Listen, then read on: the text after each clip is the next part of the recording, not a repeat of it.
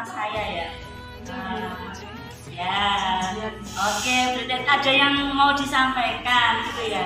Oke, kira-kira apa Bu Ika yang mau disampaikan ke saya? Kemarin itu pada saat pembelajaran Bu Esti mengenai materi mengimani hari akhir, itu anak-anak itu sudah diberikan tugas, kemudian sudah diingatkan sama temannya, tapi nyatanya ketika membahas tugas itu kok belum banyak yang mengerjakan.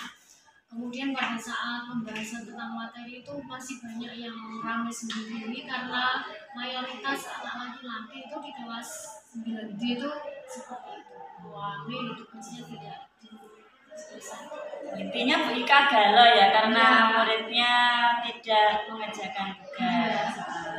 Kemudian Bu Ika, saya galau muridnya tidak mau mengerjakan tugas ya Bu Ika. Kelas 9 ya? Oke. Ini Bu Ika, untuk mengetahui anak tidak mengerjakan tugas itu gimana Bu Ika? Memeriksa pekerjaannya mereka? Pertama pastikan itu biasanya dibahas bareng dulu Bu Esti. Itu ditanya dulu, kemarin pelajarannya tentang apa? Kemudian ada tugasnya dari ibu. Biasanya ada yang bilang, ada Bu, nah silakan tugasnya ditunjukkan. Itu ada beberapa yang masih busak-busak, tugasmu mana Le? Seperti itu. Ketinggalan Bu di rumah, bener ketinggalan. Kalau disuruh ngambil sekarang gimana? Belum mengerjakan Bu. Akhirnya seperti itu. Bu Ika, itu sudah beberapa materi ya seperti itu siswanya. Sebenarnya tidak selalu tidak semua materi. Ya, tidak semua materi, hanya tertentu saja. Mungkin kalaupun ada tidak sebanyak pada saat kemarin itu Bu. Mungkin hanya 1-2, kadang ada yang tidak besok, kemudian tidak hanya 1. Itu yang sudah Bu Ika lakukan apa mengatasi mereka yang tidak mengerjakan dengan gimana? Mengatasi yang tidak mengerjakan biasanya saya tanya dulu, alasannya tidak mengerjakan itu apa. Kalau lupa itu biasanya jangan sampai lupa. Ya diingatkan berarti. Pasti diingatkan, bisa tanya sama temannya. Kalau memang terpaksa banyak yang tidak mengerjakan, ya saya suruh mengerjakan di kelas. Terus teman-teman yang sudah mengerjakan, saya suruh untuk membaca materi selanjutnya. Nanti baru saya beri, biasanya saya beri waktu 30 menit atau berapa. Kalau sampai waktu yang ditentukan belum selesai, ya itu hasilnya pekerjaan. Nanti sudah ada tindakan berarti ya Bu. Kalau masih belum maksimal, nanti ditambah dengan tugas yang lainnya di kemudian. Itu sudah dilakukan Bu Ika. Kemungkinan Bu Ika jika anak itu melakukan lagi, kira-kira apa yang mau Bu Ika lakukan? Sudah mengingatkan dan seterusnya, kira-kira apa lagi yang Bu Ika lakukan? Diberi punishment biasanya. Oke, diberi punishment berupa apa ya Bu Ika? Biasanya tambah tugas Bu. Kalau tidak seperti itu, disuruh membaca materi, membacakan materi untuk temannya, untuk materi yang akan kita bahas. Karena kamu belum mengerjakan, silakan materinya ini dibaca. Kemudian nanti dijelaskan sedikit kepada temannya. Dengan harapan seperti itu ya Bu Ika. Anak mau memperhatikan ya, berarti ada strategi baru nih Bu Ika. Kira-kira Bu Ika, rencana sudah ada, tanggung jawabnya nanti gimana? Anak mengerjakan PR seperti itu ya tanggung jawabnya? Iya, mengerjakan PR sesuai dengan kesepakatan. Biasanya kita membuat kesepakatan, ini ada tugas. Ini tugasnya ini, kira-kira dikumpulkan kapan? Minggu depan? Ya Bu, minggu depan. Biasanya kan seperti itu. Untuk tanggung jawab, kamu sudah bilang, ya Bu, minggu depan ya harusnya dikerjakan sesuai deadline yang sudah disepakati. Oke, Bu Ika sudah menemukan jawabannya sendiri, yaitu dengan memberikan tugas yang baru, yaitu dengan membaca, memberikan temannya materi itu ya. Siap. Oke, Bu Ika sudah menemukan. Gini Bu Ika, saya mau lihat apa RPP-nya sudah dibuat? RPP-nya sudah. Ya bisa dilihat ya ini RPP-nya Bu Ika ya. Sudah menerapkan pembelajaran berdiferensiasi ya. Oke, sudah.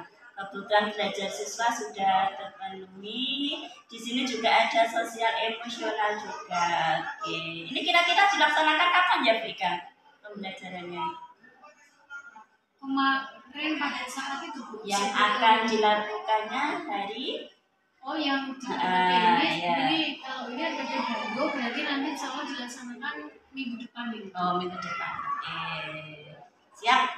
Saya nanti izin masuk kelasnya Vika ya. Oke, terima kasih. Saya nanti minggu depan masuk kelasnya Vika. Oke, sebelum kita tutup, Vika, bagaimana perasaan Anda?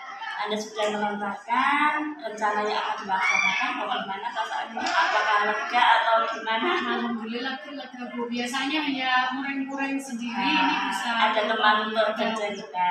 Oke, terima kasih. Saya izin nanti ikut pelajaran Vika ya. Nanti di kelas D. Terima kasih. Saya akhiri. Assalamualaikum warahmatullahi wabarakatuh. Waalaikumsalam warahmatullahi wabarakatuh. Gimana kabarnya hari ini? Sehat semuanya? Ada yang tidak masuk? Tidak masuk, kita minta tolong dicekkan. Siapa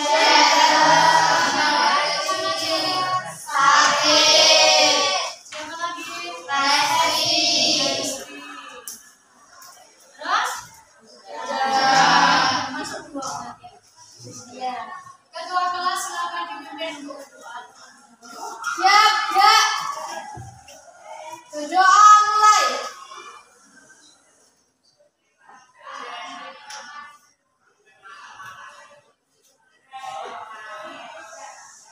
Doa selesai. Memberi salam.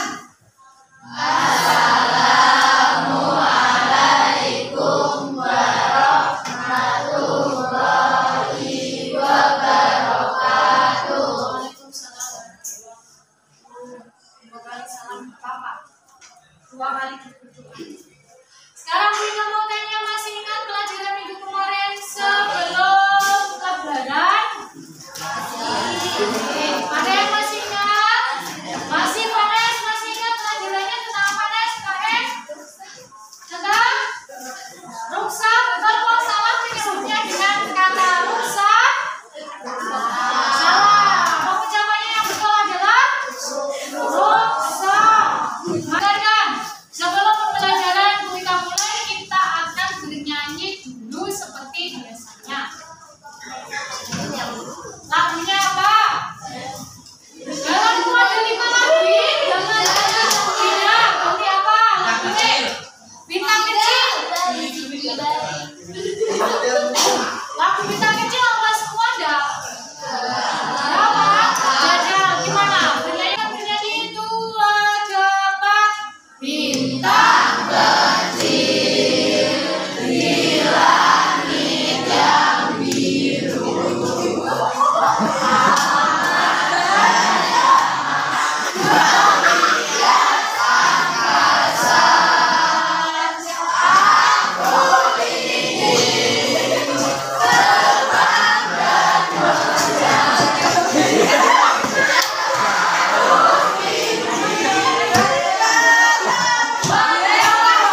Tingginya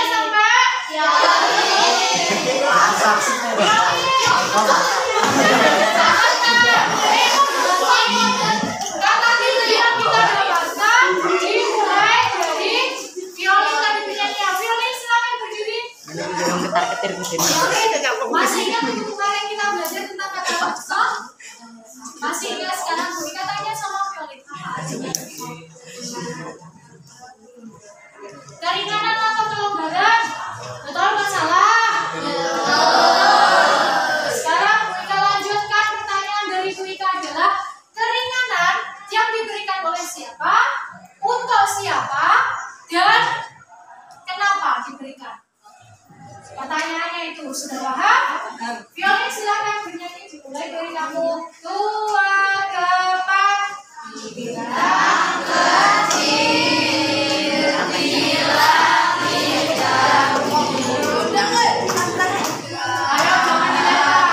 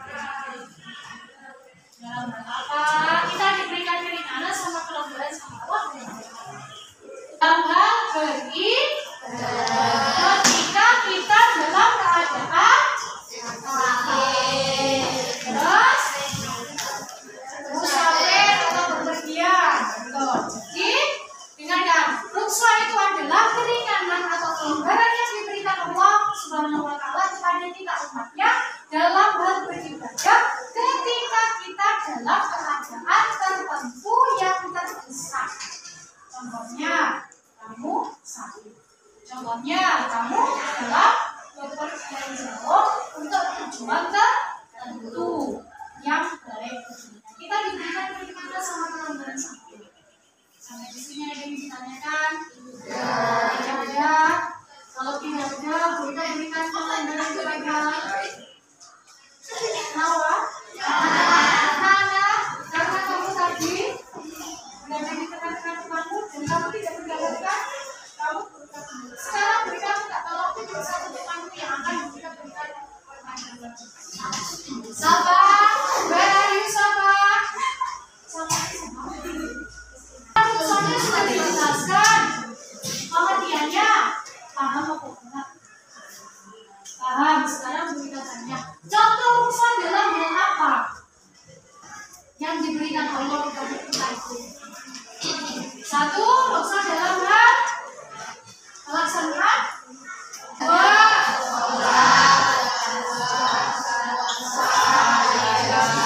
nah ini kan semuanya yang berbeda. Ruksannya kira-kira dalam hal apa? Satu, ruksan dalam hal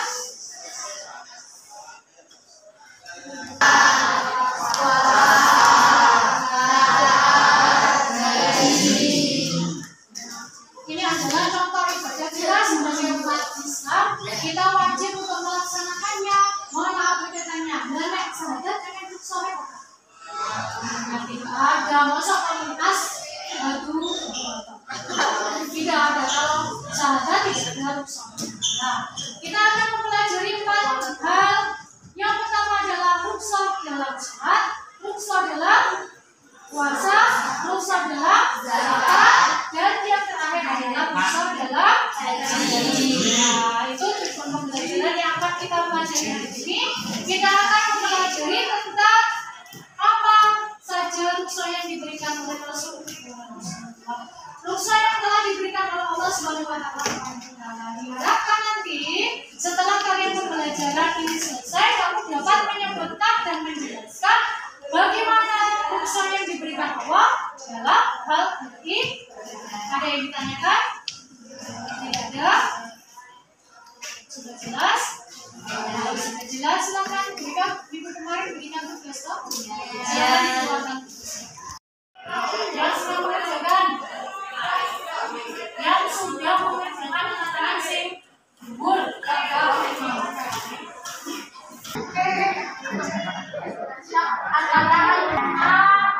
jawabannya itu ada beberapa yang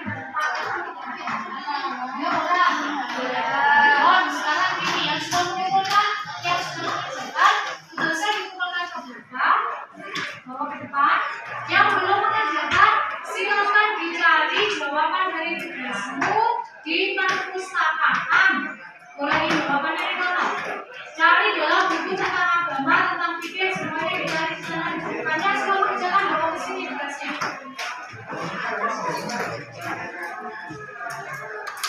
Buku paket dikerjakan dulu.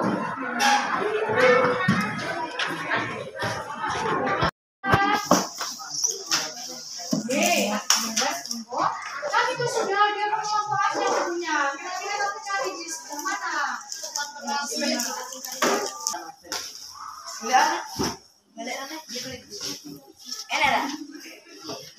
Silakan dicari di buku fikih agenda di situ. Sama-sama.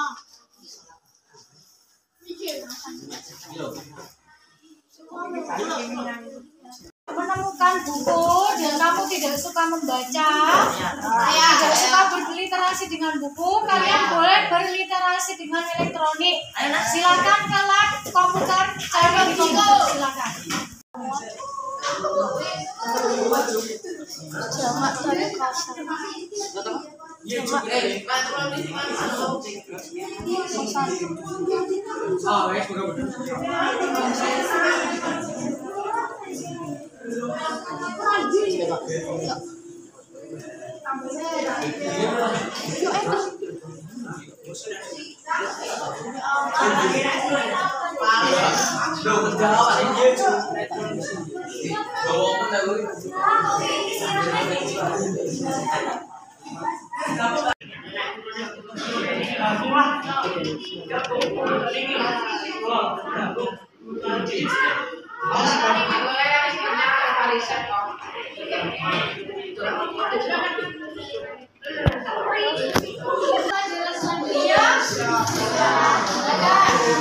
Tadi kalian sudah mencari jawaban dari soal yang ditentukan.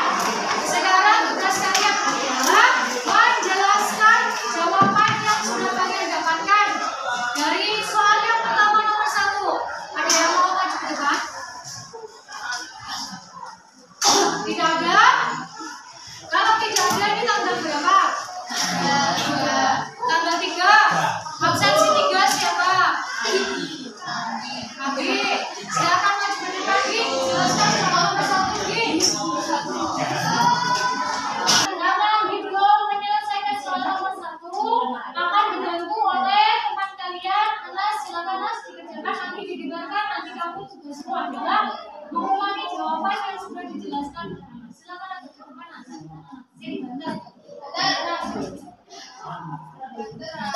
Sholat jamaah dan sholat duha adalah mengerjakan dua sholat fardu dalam satu waktu sekaligus meringkas rakaatnya yang lewat menjadi 2 saja.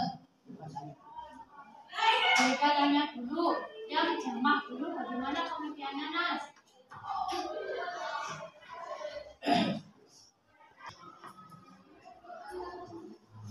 Waduh kabeh, sama semua.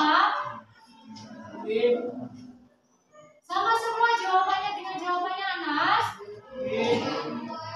Berarti Sholat adalah mengerjakan dua sholat fardu dalam satu waktu sekaligus meringkas rakaatnya yang lewat menjadi 2 saja.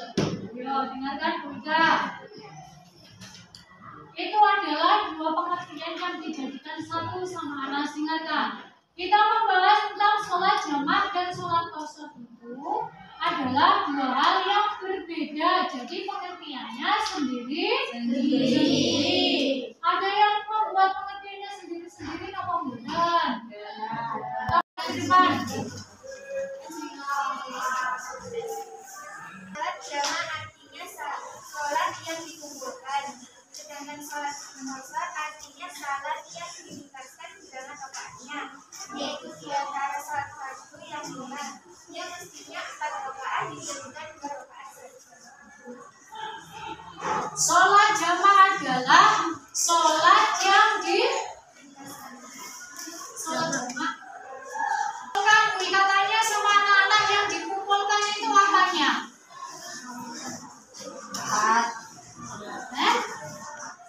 Tempatnya? Apa? Sholatnya.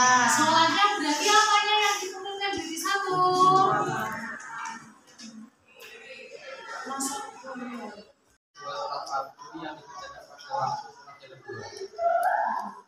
Dengarkan. Tadi kan sudah mempelajari tentang rukso. Rukso itu adalah kelonggaran yang diberikan Allah kepada kita ketika kita dalam keadaan tertentu sama Allah diberikan kemudahan biar kita tetap melaksanakan ibadah yang sudah diperintahkan Allah. Nah, salah satu keadaan yang diperbolehkan kita untuk melakukan rukso itu adalah satu ketika kita sedang sakit. Yang kedua adalah ketika kita sedang musafir atau di dalam perjalanan. Dan juga nanti dalam keadaan tertentu, contohnya ibu hamil, ibu yang menyusui, mbah yang sudah tua, itu boleh nanti meninggalkan puasa, contohnya seperti itu. Nah, salah satu rukso itu adalah di dalam sholat. Ketika kita dalam perjalanan atau dalam sakit, kita boleh melaksanakan yang namanya sholat jamaah dan qasar. Sholat jamaah itu betul yang dikatakan Tuhan, menggabungkan dua sholat menjadi satu waktu pelaksanaannya. Tetapi tidak yang di kedua. Kalau di kedua nanti sudah masuk ke macam-macamnya sholat. Jadi sholat jamaah itu adalah sholat yang pelaksanaannya adalah menggabungkan dua sholat, digabungkan waktunya menjadi satu. Itu namanya adalah sholat jamaah. Kalau sholat qasar itu adalah meringkas jumlah rakaat sholat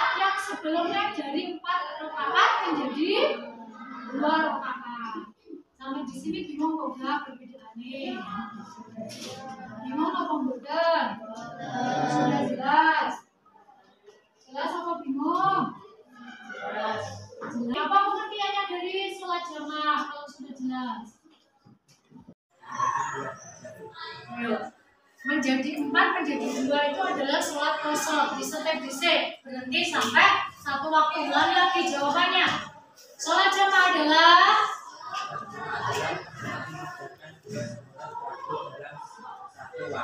nah, itu adalah pengertian dari sholat jamaah. Bingung apa mboten? Nah, penggabungan waktu sholat ini hanya bisa dilakukan oleh waktu sholat yang berdekatan. Contohnya sholat apa sama apa yang berdekatan waktunya? Maghrib dan isya. Kemudian zuhur dan asar. Hanya itu yang boleh dijamak. Kalau asar sama maghrib boleh nggak dijamak? Tidak boleh. Dieling-eling. Jadi menjamak bukan dengan cara sing banter, meringkas. Apa yang diringkas? Jumlah rakaatnya dari berapa menjadi berapa? Dari 4 menjadi 2. Maghrib boleh nggak dimasuk? Boleh, karena jumlah rakaatnya tidak. Sampai di sini nanti para bedanya sholat jamaah kali qasar. Ya.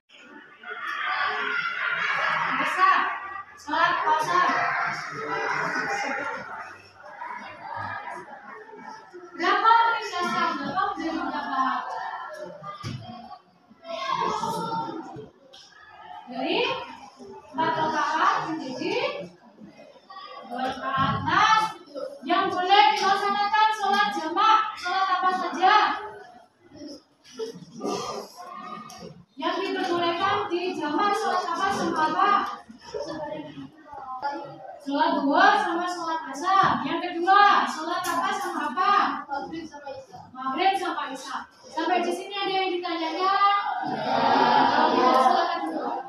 Dari hari ini, jadi pada hari ini kita sudah mempelajari 2 materi. Yang pertama adalah tentang pengertian dari sholat jamaah, dan yang kedua adalah pengertian dari sholat qasar. Sholat jamaah adalah sholat yang dilakukan dengan cara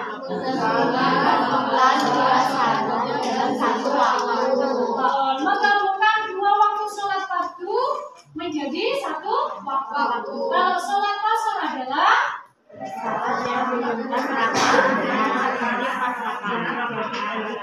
adalah meringkas jumlah rakaat sholat yang sebelumnya 4 rakaat menjadi 2 rakaat. Itu yang kita pelajari hari ini.